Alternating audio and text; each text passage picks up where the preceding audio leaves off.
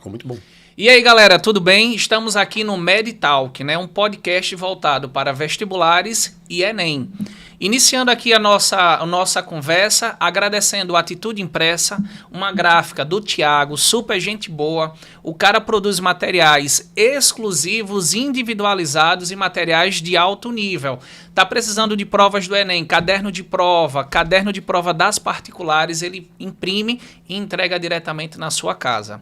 Hoje, o nosso bate-papo é com um grande amigo meu. São cerca de 20 anos de amizade. E aí, quem segue ele nas redes sociais vai se ligar rápido, né? Pega a visão, bebezão. Maílson Farias tá aqui com a gente hoje. Boa! Amigão, que bom revê-lo. Só assim pra gente poder se ver. A gente já há muito tempo, mais de 20 anos. Mais de 20 anos, Maílson. Meu Deus, quanto tempo. Éramos muito novinhos, em escolas pequenas e com muito gás, muita vontade de trabalhar. E naquele suor, acho que num sol escaldante, né? Ali do Trapiche, Ponta Grossa. Cadernetas com cor vermelha e azul. Alunos hiper rebeldes e a gente tendo que conter. R$5 a hora aula, Maílson. Ai, meu Deus. Que realidade. Foi bem difícil, mas foi muito legal. Junho de 2007, eu tive a oportunidade de conhecê-lo. De lá pra cá, só amizade, né? Muita troca, muita parceria. Muito respeito, né? E a gente, de vez em quando, eu digo, Stefano, eu preciso de material. Ele manda pra gente. Ele não pensa duas vezes, mesmo na correria, tanto a minha quanto a dele, a gente se ajuda. E tenho a maior alegria de iniciar esse bate-papo com você, viu, Maílson? Muito obrigado. Nada melhor do que um amigo de longa jornada para a gente poder compartilhar muito. Maílson é perito em redação, linguagens, concursos, Enem e vestibulares particulares de medicina, viu? Maílson tem uma história e um Instagram bombadíssimo e uma autoridade social surreal. É um professor há 20 anos, né? 20 anos lecionando. Neste tempo aí, eu também entrei na segurança pública, né? Então a gente vai falar um pouco sobre isso, dá para falar em alguns minutinhos. Mas nunca deixei a educação e... Só um minuto, viu, Maílson? Diga-me. E o Pegasus? Gente, o meu cavalo da polícia. Eu era da cavalaria, né? Estava sempre montado. Isso parecia São Jorge com a espada em busca, né, dos meliantes de Alagoas. Muito bom. Da patinha Pegasus. Exato. Me pisou. Digo, não. Fiquei com o dedo inchadíssimo neste dia. Foi, amigo. Mas aí, qual vai ser a nossa pauta? O que a gente tem? Eu estou muito animado. Espero que todos os meus alunos e seguidores estejam acompanhando neste momento, seja manhã, tarde ou noite, né? Eu quero que vocês se sintam bem com isso aqui. Estou com agora seguidores do Brasil inteiro, Stefano. Que massa. Eu não imaginei que seria global, né? Pessoal de Manaus, o pessoal do Pará. Olha, cada nome de cidade que eu nem conheço direito quando eu faço lives. E interessante, Stefano, eles não querem somente conteúdos, mas eles também se interessam pela minha vida pessoal, um pouco do meu dia a dia. Isso é muito legal, né? Que massa, cara. Quer dizer, então, que você agora é global. Amigo, estou nessa tendência. Vários cursos também online. Isso, online. 2020 ajudou todo mundo a trabalhar de maneira exponencial, né? Exatamente. Em 2020 a gente passou a se conectar mais consigo mesmo, observar os seus próprios potenciais, entender que a internet alavanca demais o nosso trabalho e estudar um pouco. Né? Deu para estudar um pouco, entender como é que a coisa funcionava, tentar errar, porque a gente faz muitas tentativas até acertar, né? E aí começou a dar certo há alguns meses e os seguidores só aumentam, já vão aí 650 mil impressões, visualizações, 180 mil pessoas no Reels, e todo dia chegam 100 pessoas, 200 pessoas na média. E de vez em quando eu tô lá no Instagram e vem, pega a visão. Bebezão. Eu vejo os pais de família. Eu estava esses dias no Farol e alguém disse, pega a visão. Aí eu virei e claro que eu não iria perder a oportunidade. Eu disse, bebezão. Quando eu olhei, era um homem altíssimo, forte. Ele disse, eu sigo você. Eu disse, obrigado. Né? Que eu sou bem menininha virgem. Obrigado. Muito bom, muito bom. Maílson, então, Nós somos de uma época em que era PSS, né? E a gente pegou aquela época em que uma errada anulava uma certa. E nós tínhamos um certo primor com um requisito. Nós só entrávamos na universidade se nós fechássemos a nossa prova, né? No meu caso, biologia. No seu caso, A parte português, de né? língua portuguesa E redação, e né? redação. Foi uma época bem tensa. Para quem é concurseiro, Stefano, esta é a vida deles. Porque o CESP-Sebrasp ainda continua e sempre continuou com certo e errado. E quando o CESP-Sebrasp faz de múltipla escolha, ele coloca 4 para 1. Então, 4 erradas, vai embora uma certa. Mas era bem tenso quando a gente passava por aquele teste de não poder chutar muito, não era? Esse não poder, Stefano, é muito complicado para os meus alunos, por exemplo, hoje de concurso, não poder chutar. Então a gente passou por isso na época do PSS. Eram 3 provas, não era isso? Isso. Primeiro, segundo, terceiro ano. Ou os 3 seguidos no geral, né? Eram em 3 finais de semana, não? Não, eram 3 dias seguidos. 3 dias seguidos. Ou 3 anos, né? Terminou o primeiro ano, você faz o primeiro, terminou o segundo. Isso. Não contente com a sua nota, você faria o terceiro ou optaria pelos 3 novamente. E era altamente conteudista. Isso. Muito conteúdo um atrás do outro, e a gente tem que memorizar, decorar. Era bem complicado. E questões com comandos muito simples, e aí 0, 0, 1, 2, 2, 3, 3, 4, 4. E cada proposição era um conteúdo diferenciado. Exatamente. Ou seja, você em uma questão, você poderia encontrar 5 conteúdos. E aí ficava muito mais complicado, com certeza. Por isso que era um processo extremamente conteudista. Quando Verdade. eu olho o Enem hoje, eu vejo que o Enem ele não é tão conteudista. Eu percebo o Enem, por exemplo, com um grau de interpretação maior, mas uma prova com desgaste físico surreal. 5 horas e meia no seu dia, né? Isso. Eu fiz o Enem em 2020, né? Justamente pegando aquele 21, eu acho que foi 20, final de 20, né? 20 que fizemos em 21. Isso. Então eu fiz o Enem pós-pandemia e senti na pele o que os alunos tanto falavam a respeito de gerenciar o tempo. Nossa, eu demorei muito para fazer algumas coisas e eu tive um problema, porque assim, tem que ser sofredora, né? Stefano, na escola que eu fiz, não podia ir ao banheiro. Eu disse, peraí, só pode ir uma vez. Só que eu só vim saber disso depois. Eu disse, eu quero ir ao banheiro. Ela disse, você já foi? Eu disse, ela decorou minha cara? Como assim? Eu já fui. Ela disse, não pode ir mais. Eu disse, Stefano, não pude ir. Amigo, eu fiquei apertado e assim, eu parecia, sabe, uma cobrinha assim, uma anaconda. Pronto. Demorei, amigo, sofri. Porque com 720 de média no geral, não foi ruim, foi legal, porque na pandemia eu ia dormir estudando biologia, química, física. Eu quis engatar mesmo 6 meses para o Enem, fiquei com 720 de nota, mas ainda consegui depois, lá no finalzinho depois, direito e tal, mas foi uma experiência maravilhosa. Porém, a interpretação, ter que entender o mundo, você tem que saber não somente, por exemplo, sobre um contexto histórico, mas ligá-lo a um contexto mundial. Nossa, isso me desgastou muito na prova. E, gente, não estranhe não, viu? Eu vou rir o tempo todo, porque as minhas conversas com o Maílson, a gente conversa e eu fico rindo, porque do nada surge uma anaconda aí, né? Todo apertado, mas faz parte da nossa vivência. É verdade, né? a gente já está acostumado. Maílson foi estrategicamente convidado para esse momento pela liberdade que a gente tem na conversa, nas resenhas, nas brincadeiras. Realmente, nós somos bem próximos, apesar de o Stefano e eu, a gente ter tantas outras coisas, questões pessoais tão diferentes, mas o que nos liga é o conhecimento e que talvez seja a coisa mais importante em tudo isso. Eu me conectar com as pessoas e com os meus amigos pelo conhecimento, sabe? O conhecimento, ele agrega, ele junta pessoas de uma maneira muito bonita, muito respeitosa, né, amigo? Verdade. O conhecimento é diferencial, né? Quanto mais informação, mais poder, né? Exatamente. Eu vejo uma diversidade de pessoas me seguindo, Stefano, o pai de família, que quando vai comer com a família, pega visão, bebezão com os filhos. Eu disse que legal que as pessoas me enxerguem por essa ótica, não pela ótica, por exemplo, do que eu sou, do que talvez eu represente com relação a esse estereótipo ou aquele. Não, que elas venham por conta disso, da alegria, da felicidade, do bom viver, do acordar e saber que você vai poder ajudar alguém, que eu adoro fazer isso, amigo, ajudar as pessoas, né? Receber alunos muito ruins e ajudá-los, e pelo conhecimento mesmo, né? E a língua portuguesa, ela é atrativa, Stefano, você há de convir com isso. Gente, vocês vão de convir que a língua portuguesa, a escrita, mesmo que a gente não saiba muito, a gente quer saber, não é verdade? E eu sou da área de exatas, né? Mas, por exemplo, eu sinto a necessidade de um olhar mais clínico para poder falar bem, escrever bem, me comunicar de uma maneira melhor.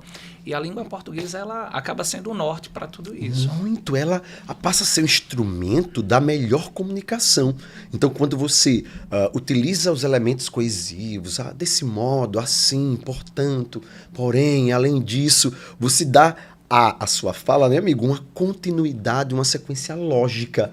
E aí as pessoas que estão a ouvir, elas vão captar melhor a mensagem. Então, só as minhas matérias só ajudam muito. Talvez, não sei se isso tenha facilitado para conectar tanto as pessoas, amigo, talvez. Mas você quebrou paradigmas, né, Maílson? Você começa os seus vídeos com uma vinheta meio que brincalhona, né? Pega a visão, bebezão. Verdade. Mas com conteúdo sólido, denso, né? Você não é um professor superficial. Então, você conseguiu unir o cômico com um conteúdo técnico pesado de uma maneira tão suave que eu lembro que depois de uma jornada de 10, 12 horas de trabalho, quando eu fui assistir suas aulas, eu me acabava de rir, mas chegava em casa com conteúdo em mente. Eu dizia, caramba, como é que eu consigo sorrir e aprender, por exemplo, oração subordinada. Exatamente. De uma maneira tão detalhada como você passava. Eu acho que isso é um diferencial. A comunicação, a língua portuguesa te ajudou. Mas eu acho que você é um profissional muito completo. Você consegue atender às atuais demandas de mercado, que é a suavidade de um ambiente mais cômico, ao mesmo tempo que você traz o conteúdo denso. Pois é. E a gente nem percebe, viu? E amigo, é incrível, porque assim, depois eu vim me dar conta, porque naquela época a gente não sabia o que é que a gente seria 10 anos, 20 anos depois, né? E depois eu vim me dar conta de que a gente estava certo naquela época. Cada um dentro da sua visão, a gente estava certo no que a gente queria, né? Que é formar as pessoas, formar cidadãos muito mais preparados para o mundo, para esse mundo que exige tantas e tantas coisas importantes. E a gente queria isso, a gente já era certo. Eu olhava para o Stefano, não era um qualquer professor. E a gente sente isso no professor, né? A mesma coisa, o Stefano sempre, quando a gente trabalhava na época, já me elogiava, a gente se elogiava muito. E hoje, quando eu vejo, por exemplo, o adolescente de 9º ano, que já estou recebendo alunos de 9º ano na turma de redação, a pessoa mais velha, de 40, 50 anos, que vai fazer PF, PRF, aí eu disse, meu Deus, que legal, eu consegui fazer com que todas as faixas etárias pudessem vir, né, estudar. E aí tive 12 aprovações na PRF, na anterior 8 aprovações, na PF 5 aprovações, e aí eu disse, nossa, então eu consigo trabalhar. Como é que você até me dizia uma época, Stefano, você falava sobre a questão não é pluralidade de conteúdos, como é que a gente dizia? Multidisciplinar. Você consegue ser interdisciplinar. Interdisciplinar e multidisciplinar. Consigo pegar a literatura, a língua portuguesa, a redação, a interpretação e fazer com que tudo isso ajude o aluno em diversas faixas etárias e também em diversos segmentos. Depois eu vim perceber que eu estava gostando de concurso, ensinando para a Enem, ensinando para particulares. Eu digo, peraí, calma. Né? E isso foi uma coisa, eu acho que natural, amigo. Agora, claro, tive que sentar, estudar, comprar livros, ler. Todos os meses eu leio e assim vai, né? Acho que o maior esforço, ele não é midiático, né? Porque eu conheço o Maílson da época que ele também lecionava inglês. Exato. Inglês, não era só literatura, gramática, interpretação de texto e redação. Caramba! E isso aqui, de olhos fechados, com a competência surreal. Mas ainda tinha o inglês. Eu dava aula de inglês. Era. Ao médio. Meu Deus, dava aula de inglês ao médio, ao fundamental. Isso, Nossa Senhora, ainda lembro, uma escola que eu... No Agnes também. E que gosto de estudar italiano, então em casa eu estudo italiano sozinho, sou autodidata no italiano, amo línguas, aí comecei o francês. Então, assim, realmente eu gosto disso. Eu gosto de estudar, talvez até goste mais de estudar do que ensinar, sabe? Porque estudar eu me nutro muito, ensinar eu tenho que nutrir as pessoas. Mas eu vi que tudo isso criou um conjunto para ser hoje, né? A pessoa que eu gosto de ser e tal, e manter. E o engraçado é que você olha para o Maílson hoje, você vai ver o mesmo profissional de 20 anos. Só que hoje ele está lapidado, com um conteúdo muito mais extenso, com uma prática muito mais aprimorada, mas é o mesmo ser humano, a mesma empolgação, o mesmo sorriso, a mesma alegria, o mesmo bom humor de encarar aí jornadas de 4, 5, 6 horas, ou até 10 horas de trabalho. O que vocês estão vendo aqui é exatamente o que vocês encontram em qualquer momento do dia. Talvez não ao acordar, né, amigo? Não, amigo. Odeio. Minha gente, eu tenho um problema quando eu acordo. Então eu preciso de algumas horas para entrar no eixo. Porque eu não gosto muito da manhã, uma vez que eu sou natívago. Então eu sou uma pessoa da noite mesmo, de produzir à noite. De ouvir música à noite, não existe isso, né? Vou assistir a uma série, depois vou falar com alguém. Então assim, eu sou da noite. Aí o meu amigo já sabe, amigo é foda. Olha, amigo é foda, porque ele sabe quem você é e já entende a sua situação. Por exemplo, se o Stefano dissesse, vamos fazer um podcast, vamos gravar às 7 da manhã, eu diria, amigo, mas ele já sabe que não tem como. Ia chegar num mau humor tão grande que você não imagina. E os meus seguidores já sabem, por exemplo, isso, e também sabem que eu sou desajeitado, Stefano. Eu deixo... Muito, né? Muito. Porque quando você diz às pessoas que você é desajeitado, elas até ajudam. Por exemplo, os meus alunos em sala de aula, tem alguma coisa próxima de mim. Eles passam por mim e mudam de lugar. Ou seja, é muito gostoso saber que eles me conhecem e por isso me ajudam. É ótimo, amigo. Assim como meu amigo, né? Colocou a gravação para depois. Justamente para pegá-lo no melhor humor possível e vocês terem o melhor, né, do entretenimento e do conteúdo que a gente vai conversar. Obrigado. Você falou algo interessante. Você Sim. disse que ultrapassou a casa dos 700 pontos, o que aparentemente as pessoas acham que é fácil e não é. Não é. Você atingiu uma nota de 720, não então você estava ali a 60 pontos da medicina. Em algumas universidades eu ficava com 760, Stefano. Eu acho que por conta do peso. Isso. Pronto. Algumas universidades em outros estados eu coloquei de 760, 779, deu uma mudança. Eu disse, olha que legal. E foi ótimo sentir. Mas, Stefano, você sabe muito bem que não é tão fácil do nada você alcançar mais de 700. Tem muitos alunos que sofrem muito, né, amigo? Inclusive pelo seguinte, Maílson, você é de uma área em que o TRI não ajuda muito. Se você acertar 28 questões ou 35 questões, muito dificilmente em linguagens você ultrapasse os 700 pontos. Exatamente. E aí a minha estratégia foi a seguinte. Como meu pai trabalha com matemática, né, é o cara dos cálculos, desde muito cedo, e ele que me ensinou tabuada antes de ir para a escola, então eu fui à escola sabendo ler e escrever, por causa de papai. E faz uma diferença enorme a família, né? Nessa situação, as pessoas não sabiam até então que a minha família era assim. Até se imaginava, talvez, que minha família fosse muito desleixada, né? Porque pensa assim, é um gay marginalizado, talvez ele não tenha tido a educação boa. Foi pelo contrário. É por isso que eu nem, amigo, fico com mimimi nesse aspecto, Stefano. Não posso ficar, eu sou um coitadinho porque eu não tive. Ô, amigo, não, verdade, né? Seria horrível. E a gente, infelizmente, vê muito isso na internet, a vitimização por ser isso, aquilo, não precisa se vitimizar. E talvez conversar, dialogar, mas sem vitimização. Então, no cunho educacional, eu não tive problemas. Estudei em grandes escolas, estudei em grandes cursinhos e tive esse apoio do meu pai. Aí o que foi que eu fiz, amigo? Quando eu ia almoçar, eu ficava assistindo a um senhorzinho no YouTube, que ele é meio japonesinho. Agora sim, ele já tá bem velhinho, amiga. Tem hora que ele tossia, que eu dizia, meu Deus, ele vai ter um infarto agora. Ele fazia... Eu digo, não, cuidem dele, porque eu tô estudando com ele. E era de graça, meu filho. Aí ele resolveu 500 questões do Enem, de matemática. E eu era comendo e resolvendo com ele. Gostei disso. E ele já morrendo. Eu digo, não, senhor, continue. É bem velhinho, fofinho. E aí, amigo, fiz um grande diferencial, minha gente. Na matemática por conta desse senhor. Porque eu sabia que a minha matéria, a minha disciplina, as linguagens, não favorecem no TRI, não dão certo. E aí eu pulei, Stefano, para exatas. E aí 720 pontos, o que na minha concepção é uma nota boa para um profissional que tem uma jornada aí de 60, 70 horas de trabalho semanal. Sem vida. E pegando um pouco do tempo para estudar biologia, química, física e as demais matérias, imagina humanas, né? Porque são mais de 1.500 conteúdos. Isso.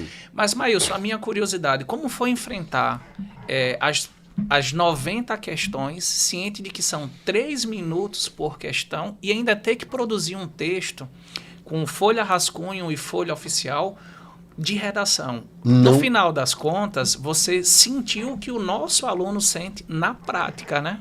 Não foi possível. Muitas vezes eu tive que chutar mesmo, né? E eu disse, eu sei você. Havia questões, porque eu converso com as questões. Eu tentava ficar o amigo delas o mais possível. E eu dizia, eu sei você, mas eu não tenho mais tempo para fazê-la.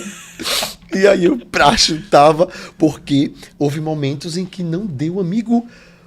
Como é que um aluno consegue? O tempo é curtíssimo. A gente precisa, às vezes, de todo um campo ali, bem, né, emocionalmente, tá conectado com a prova, esquecer o ambiente ao redor para fazer uma questão. Imagine 90 questões. Então, amigo, sofri demais para resolvê-las, ao ponto de ter marcado coisas que... Quando eu cheguei à minha casa, que eu perguntei assim à vizinha, eu disse, vizinha, qual seria a resposta desta questão? Ela disse, a letra D. Eu disse, pois eu marquei a C, vizinha. Ela disse, meu Deus, isso estava tão básico. Eu disse, meu Deus, a vizinha. Amigo, então, houve uma questão que era tratamento de câncer por foto, né? Por luz.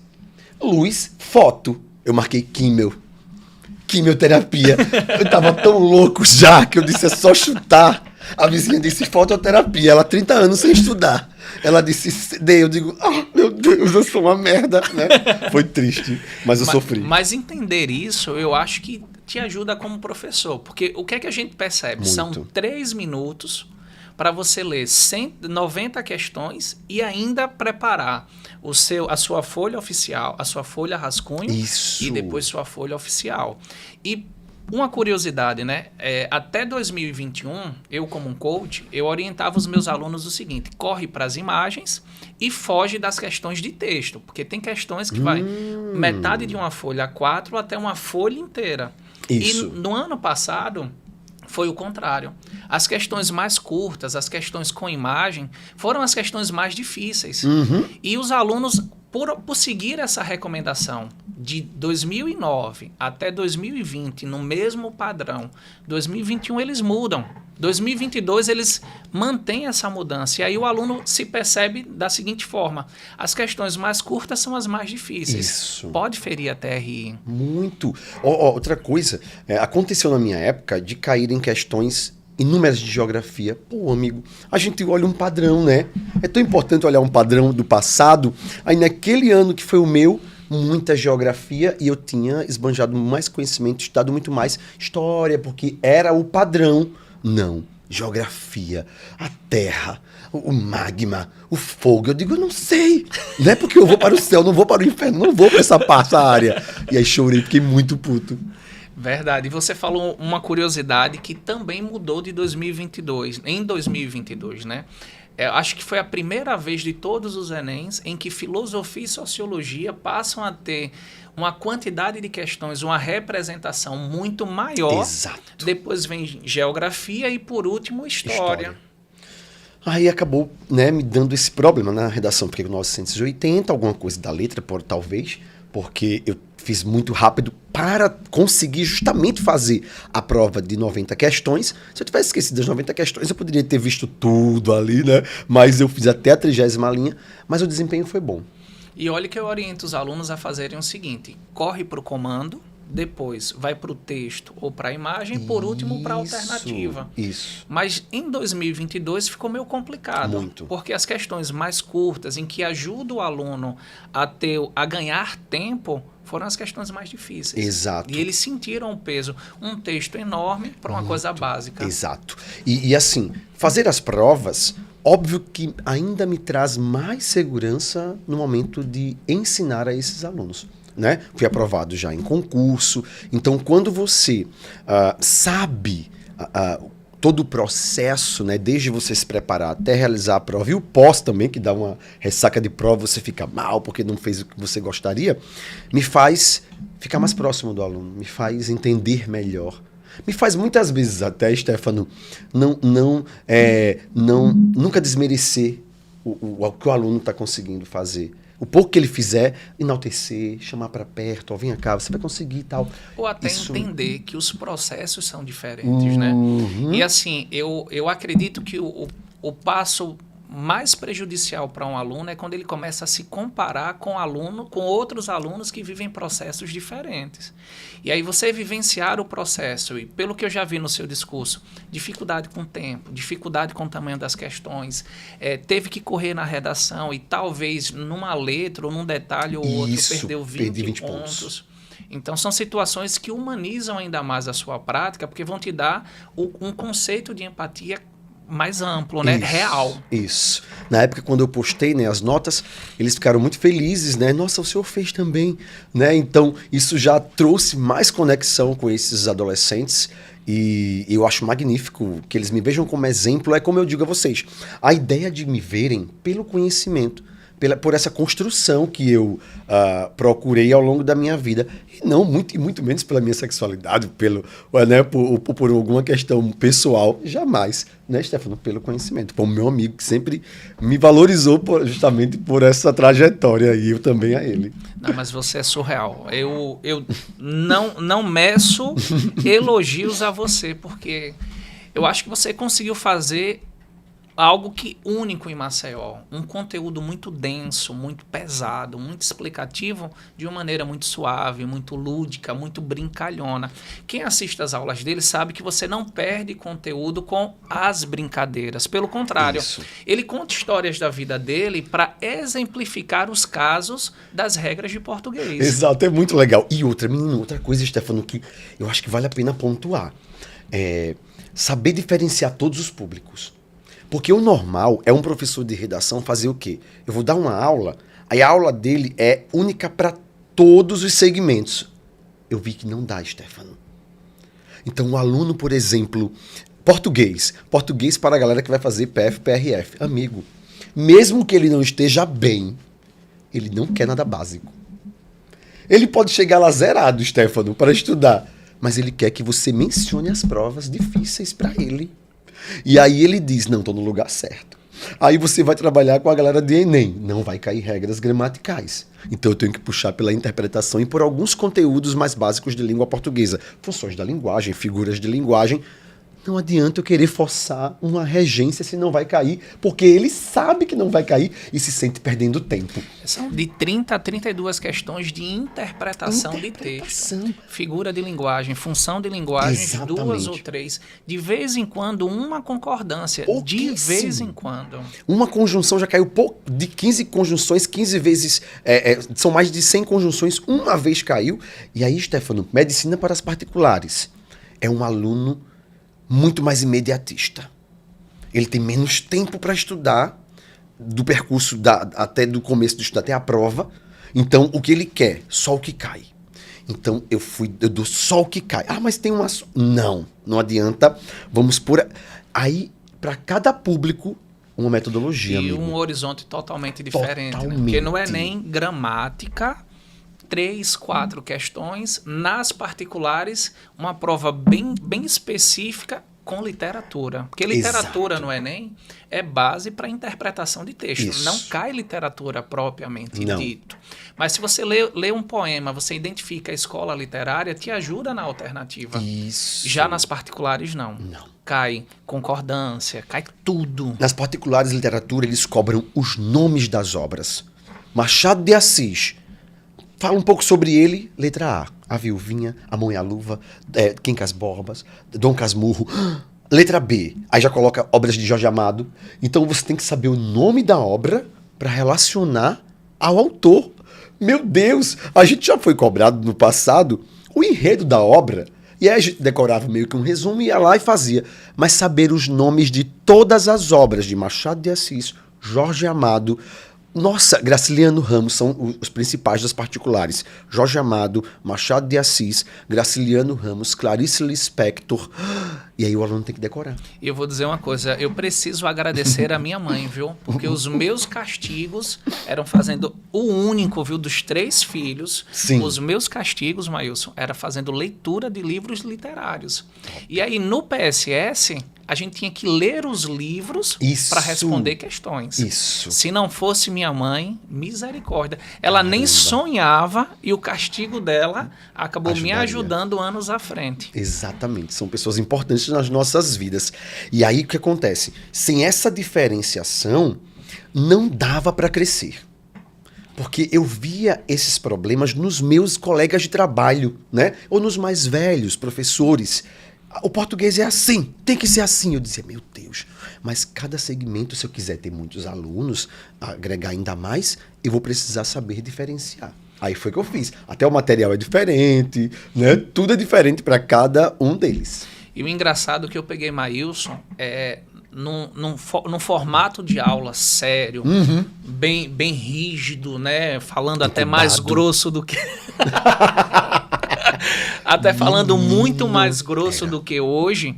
E nessa transição, ele conseguiu trazer diferenciais que só tornou a língua portuguesa, que foi a primeira matéria dele, né, ainda mais sedutora. Porque à medida que ele foi se permitindo ser quem ele é, a gente foi se encantando com as brincadeiras. Eu posso falar várias aqui. Tem a história do patins na praça de São Luís do Quitunde, a mão do Caminho das Índias. Não faltam histórias. Mas a partir do momento que ele foi se permitindo, o português foi ficando cada vez mais sedutor, a redação cada vez mais encantadora, e tanto que é um professor sensação, né, Maílson? Muito obrigado. Só que eu acho que talvez eu também tenha uma veia artística, não é, amigo? Um pouquinho. Houve uma seguidora, não é seguidora, foi uma hater, né? Ela disse assim, é porque, olha, minha gente, eu não sabia que você colecionava hater. Então eu tive este problema de aceitá-los. Entendeu? No começo eu disse, meu Deus, eu fui dormir assim, ó. Me xingaram, e eu não consegui dormir. Eu balançava assim, ó. Abracei os travesseiros, os 3, eu fiquei, venho aqui, porque eu fiquei meio emocional, a minha gente. Não dormi. E aí depois os alunos disseram, mamá, quando a gente já tá com hater, quer dizer que já tá famosinho. Aí eu disse, então que coisa boa. E aí a hater disse, uma hater, são vários, né? É muito engraçado como eles falam. Mas ela disse assim, mas é muito engraçado, né? Não precisa disso tudo. Aí eu disse, mulher, precisa. Ela disse, é muito comédia, é muito teatro, ela disse. Aí eu disse, mulher, foi esse teatro que já aprovou mais de 3.000 pessoas. Aí eu já soube, né? Me jogar. Eu disse, hater. Muito bom, muito bom. Mas, Maílson, eu queria puxar para você uma explicação, né? Eu fiz uma breve pesquisa, né? E aí eu percebi que em 2021, 10 alunos tiraram nota 1000. Isso. E 8 foram do Nordeste. Show de bola. Em 2022, 19 alunos tiraram nota 1000 e 11 foram do Nordeste. Isso. Esse diferencial, né? O Nordeste aí, economicamente, a gente não está muito bem colocado, mas na prova de redação do Enem, a gente tem uma disparidade muito nítida comparada às outras regiões.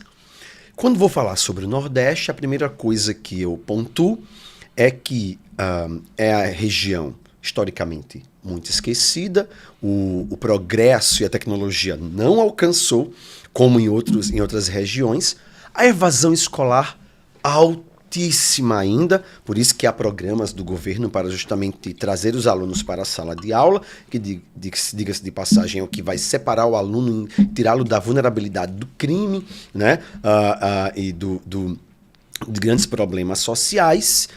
Mas o que é que faz? Eu tenho, inclusive, uma nota 1000, eu só tenho uma nota 1000 na minha trajetória, né? Foi o nome dele é Albuquerque, esqueci o primeiro nome, faz muito tempo, foi em 2015, eu tive um aluno nota 1000, só a única nota 1000 que eu tive, mas muitos alunos 980.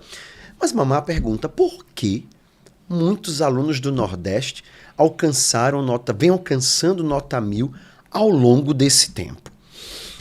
Eu vou pontuar uma coisa que talvez seja algo de visão minha, mas eu sou um educador e posso dizer isso com propriedade.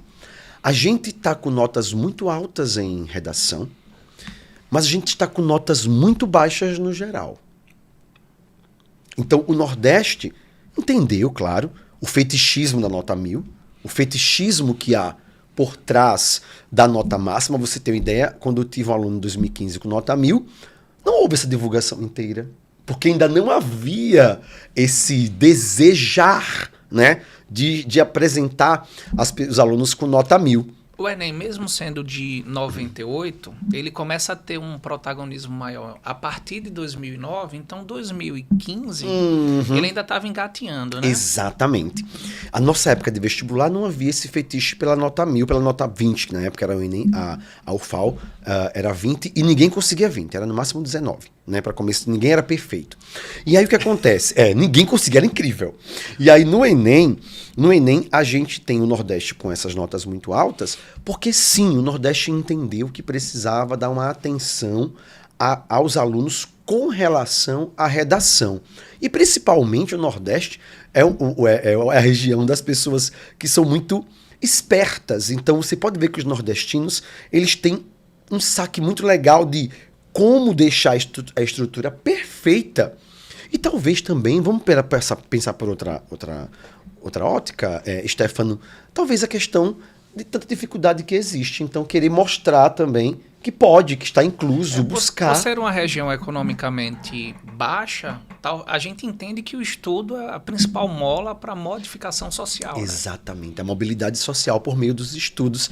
E há nada mais interessante que a redação.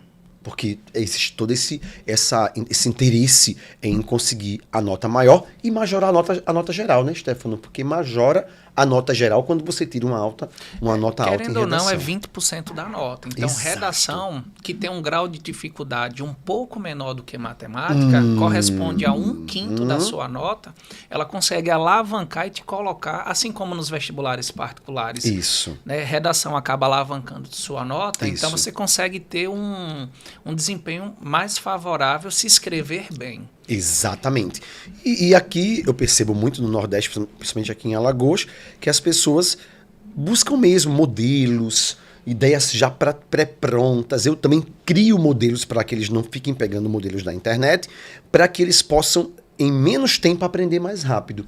Então, eu acho que há uma dedicação maior por esses ângulos, né? A questão social, a questão de buscar métodos mais rápidos.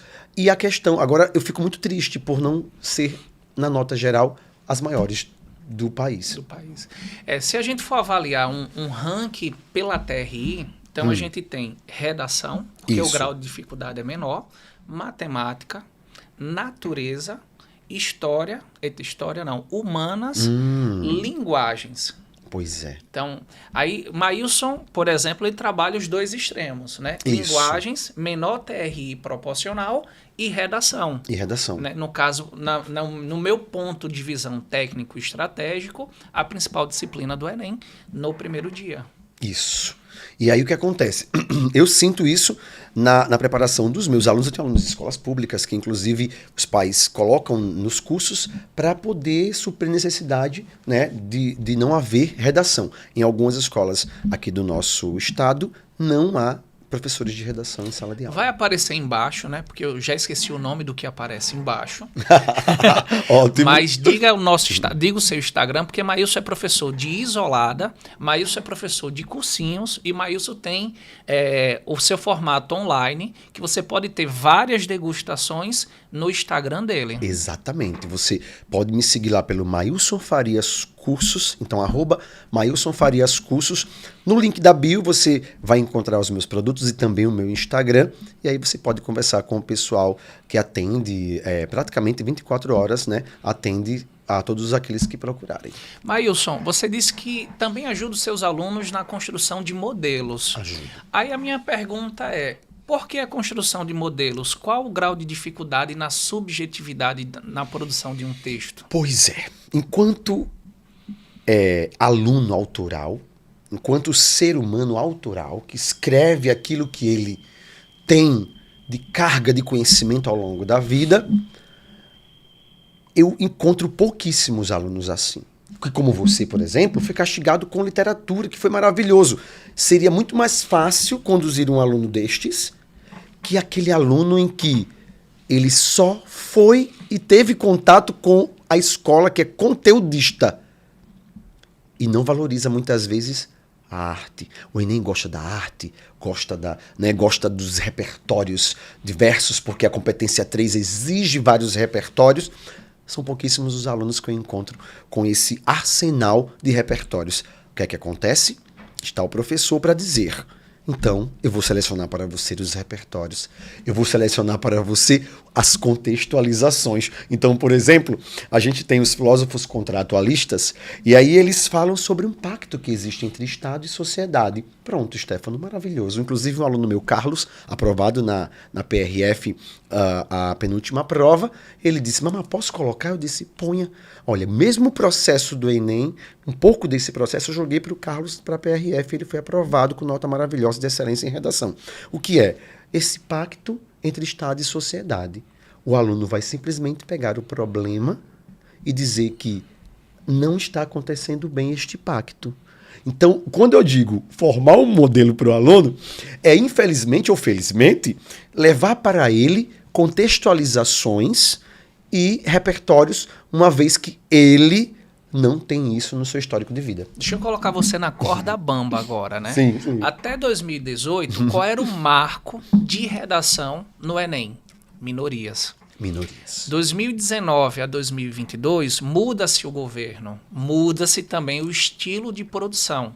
Muda-se. 2023, estamos com um novo governo, independente do que cada um defenda. Certo. Mas qual a sua expectativa? Volta a minorias ou você acha que vai seguir a mesma tendência de temas um pouco mais gerais?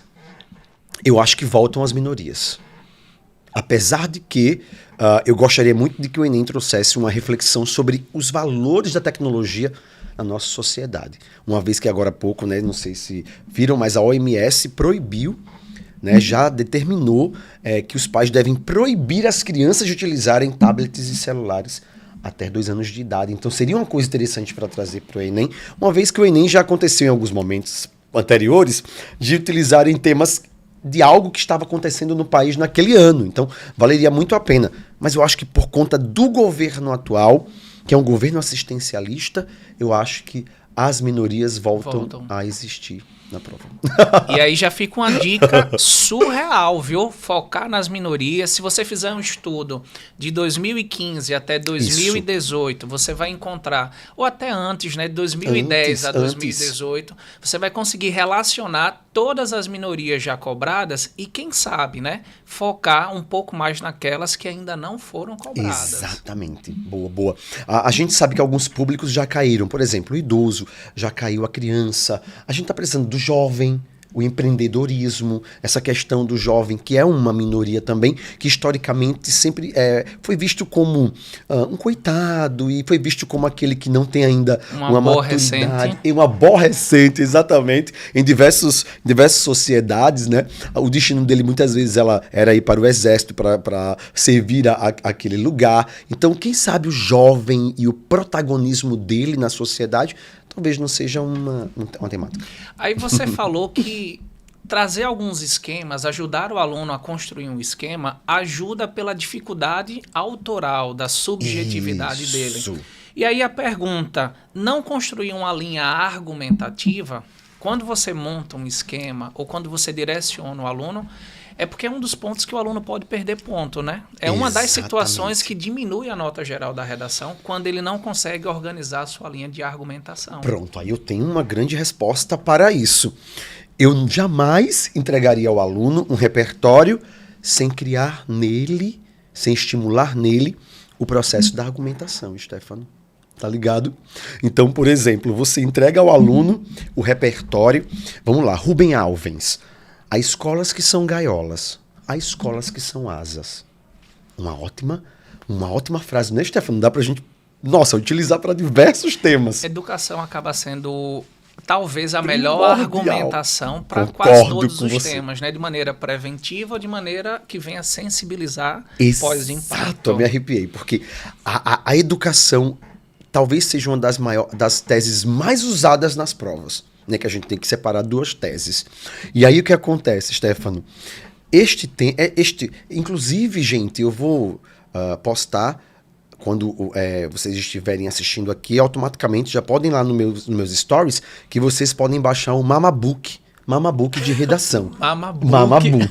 Amigo, não é um e-book. Pega a visão, bebezão. Não é um e-book, né? É um Mamabook de frases de pessoas psiquiatras, cientistas, filósofos, sociólogos. São inúmeras frases e de acordo com os eixos. Que massa. Que é aí onde está a situação. Passei um fim de semana fazendo isso inteiro e vocês vão valorizar. E aí o que aconteceu? Já 3.000 pessoas baixaram, porque eu vejo quando tá baixando que tem um link, aí eu vou sabendo quem tá baixando. Queridos, aí a pergunta do Stefano, então vamos lá. Rubem Alves, há escolas que são gaiolas, há escolas que são asas. Se eu entregar isto ao aluno, Stefano, é ladeira abaixo. Ele não vai contextualizar. Mas eu já entrego ao aluno e na aula, ou então para ele, ou então no material, eu crio a reflexão com ele. Aí é onde está a argumentação, é a reflexão.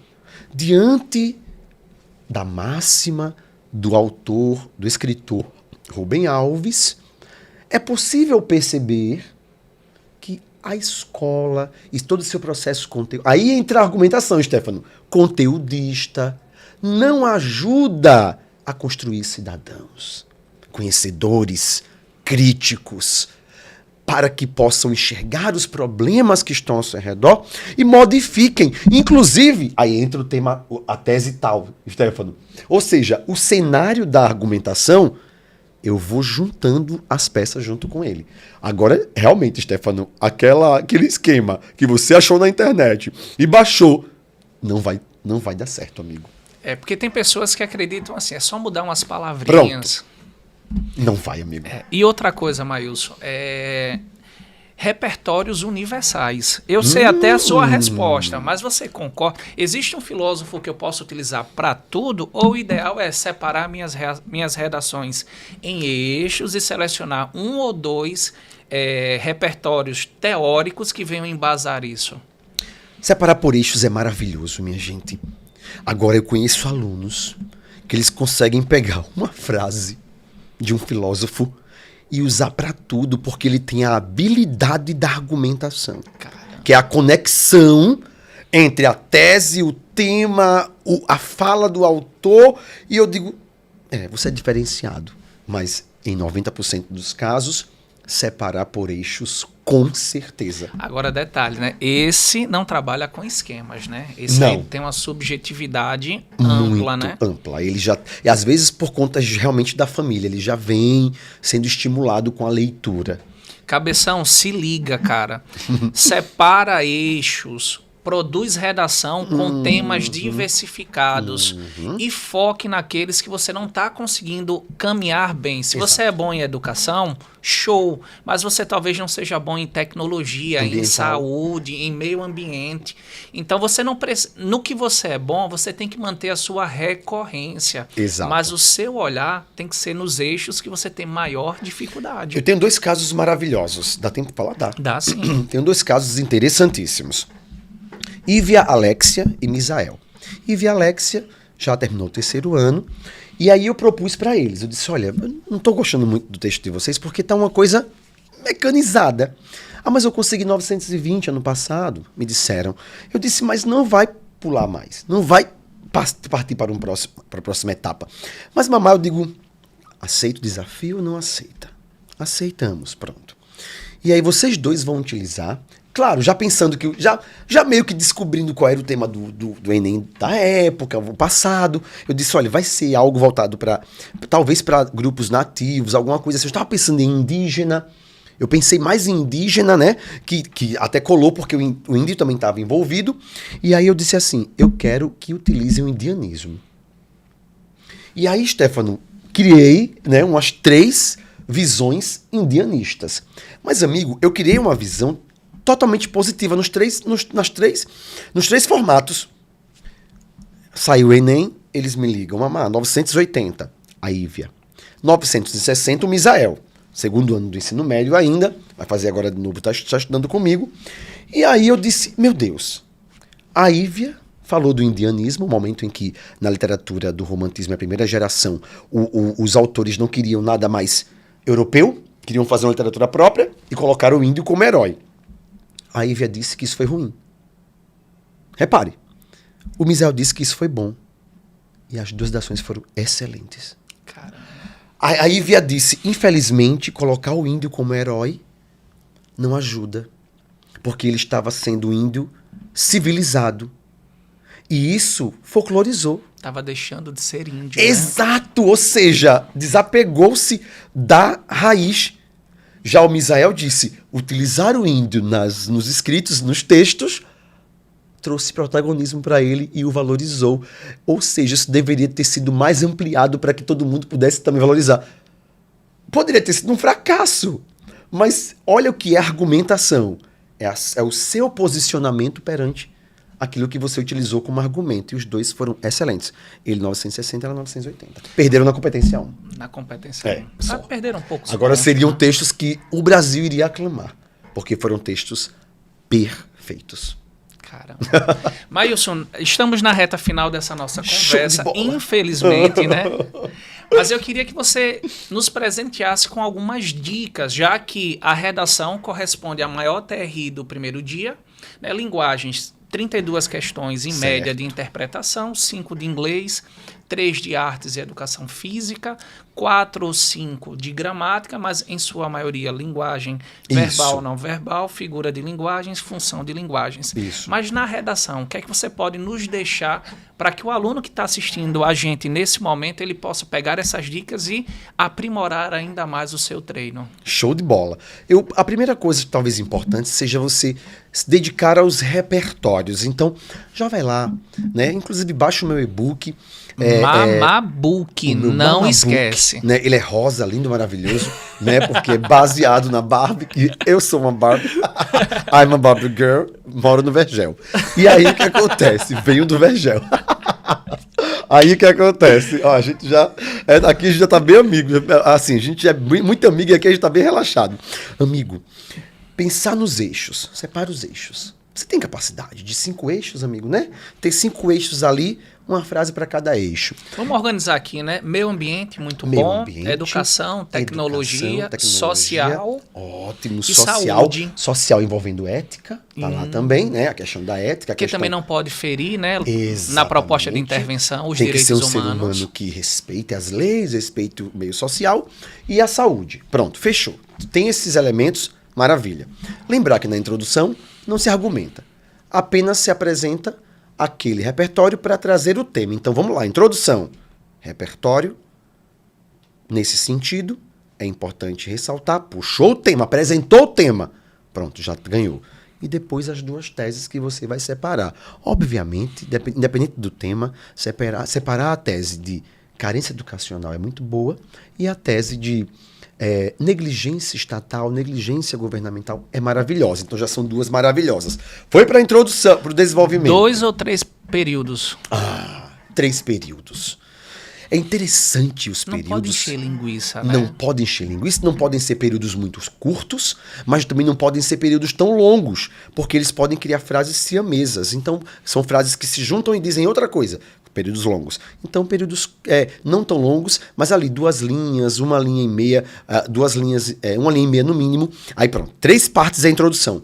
O desenvolvimento é justamente onde você vai, mais uma vez, primeiro período, apresentar a tese, junto com uma consequência. Segundo período, use a contextualização, conforme, sob a ótica de alguém, né? Jogue a argumentação e não esquece que nos fins dos desenvolvimentos, use consequências. Olha que interessante, Stefano. Apresentou a tese junto com o tema uma consequência genérica. No meio do desenvolvimento, os dois, façam isso nos 2. No meio do desenvolvimento, você vai expandir a argumentação, dizer o porquê de estar usando aquela pessoa, aquele escritor, aquele filósofo. Por que é tão importante utilizá-lo? O que ele viu que a gente não viu e que serve para hoje? E no fim, no último período, consequências. Stefano, você pode até fazer a mesma coisa nos D1, D1 e D2. Eu costumo dizer que se atalho fosse bom, era chamado de caminho, né? E ele tem a expertise e a malandragem, né, que infelizmente a gente encontra em alguns alunos e eles fazem períodos enchendo linguiça. Isso. E acreditando que o autor não vai perceber que é a ausência de argumentos. Percebe. E aí? O que acontece? O que vai fazer você não parecer superficial é você... Imagine conversar com o corretor. Ele vai perguntar a você, por que você usou Rubem Alves? Por que você usou essa pessoa? Ah, sabe por que eu usei? Porque ela enxergou algo no passado, olha que foi muito distante, que também se aplica hoje. Agora vamos colocar isso na redação. Diante disso, vírgula. É importante ressaltar a visão, de Rubem Alves, o qual apresentou em sua frase, aspas, coloca a frase, uma sensibilidade de que sem a educação não é possível alavancar a sociedade. Ou seja, você tem que saber por que está usando aquele argumento e não deixá-lo solto. Quando você deixa o argumento solto e entra em uma outra ótica, a banca diz, superficial. E aí a gente entra na conclusão, né? Sem ferir os direitos humanos. Aí tem alunos que dizem assim, eu preciso ser falso? Exato, sim. Eu digo, olha, eu fico puto, Stefano. Um aluno levantou a mão e disse, não há preconceito no Brasil. Eu disse, como não há preconceito no Brasil? Porque eu acho que não há. Eu disse, meu Deus, esse aluno acha que não há, então eu vou ser falso? Eu disse, vai. Quer passar? Ele disse, quero. Eu digo, então vai ter que ser. Foi horrível isso, porque na cabeça dele não há preconceito. E eu não pude brigar, porque é um aluno, né? Depois a gente conversa depois, mas na hora. Valorizar a subjetividade dele, né? Exato. E ele justificou, eu disse, meu Deus. Então eu disse a ele, essa linha não combina. Vamos pela linha que combina? Ele, vamos. E aí tudo ficou perfeito. Agora uma coisa maravilhosa na conclusão. Não esqueça o Adanf. Chame o Adanf. Você conhece o Adanf? Porque eu durmo com o Adanf. Mamá, quem é esse Adanf? Ele é gostoso? Delícia. O Adanf é delicioso. Mamá, eu não sei quem é o Adanf. Adanf é o agente, o detalhamento, a ação, o meio e a finalidade. Essa sequência é a melhor para concluir um texto. Apresentar o agente, um detalhe sobre ele, entre vírgulas, a ação, não deixe de colocar a ação com o verbo, a criação, não, deve criar. Porque a manutenção, não. Manter. Use o verbo para entender que é uma ação. Depois vem o meio, o modo como se vai fazer aquilo e a finalidade. Chame o Adanf, ele é maravilhoso. Agradecendo aqui, gente, a presença do professor Maílson Farias. Procura nas redes sociais. Não esquece de baixar o Mamabook, gente. Vai te ajudar muito. Hoje nós conversamos sobre os dois extremos, né?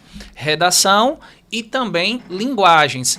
E pega todas essas dicas, procura o Maílson nas redes sociais, vai lá no direct. Né? Isso mesmo. Se nessa reta final é importante que você foque, principalmente no Enem, nas particulares de medicina, na redação como um divisor para alavancar ainda mais a sua nota, e Maílson como um perito, especialista, né? E um professor fora da curva, está disponível aí para te ajudar em todo o seu processo.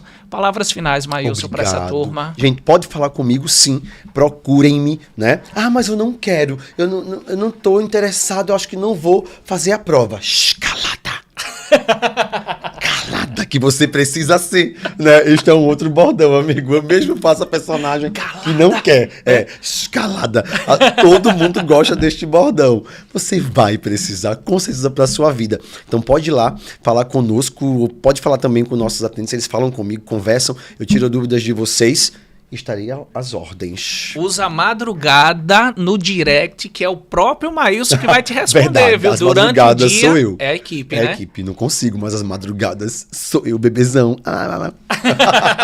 Gente, finalizando por aqui, agradeço a sua atenção, né? Vamos ter muito mais conteúdos, outros professores, né, do mesmo patamar que Maílson para somar na sua preparação para os vestibulares e para o Enem. Valeu. E obrigado por ser aquele que desvirginou, né? Ui! Porque eu sou muito bom nisso. Que delícia! Muito bom, obrigado, amigão. Eu que agradeço, Maílson.